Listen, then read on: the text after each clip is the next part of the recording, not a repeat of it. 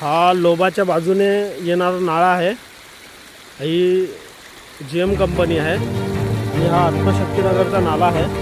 त्याच्यामध्ये आता बघा डायरेक्ट पाणी सोडलेलं आहे गावामध्ये।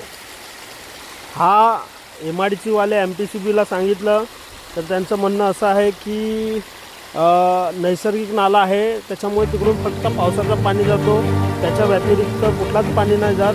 ते फक्त ते कागदावर काय ते रिपोर्ट तयार करतात, परंतु हा रोज रोज रोज असा पाणी सोडला जातो।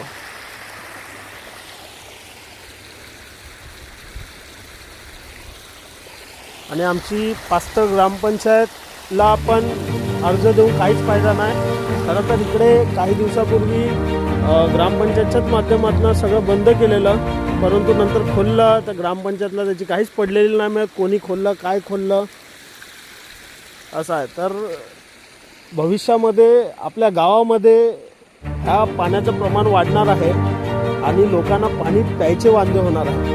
आज त्या लाल पाण्याचं किंवा पाणी असलेलं वासाचं बोरिंगमध्ये विस्तार वाढत चाललेला आहे। म्हणजे पहिले काही थोडाच भाग होता लाल पाण्याने आणि वास यायचा, आता तो विस्तार पसरलेला आहे पूर्ण, भविष्यामध्ये अजून पसरणार आहे।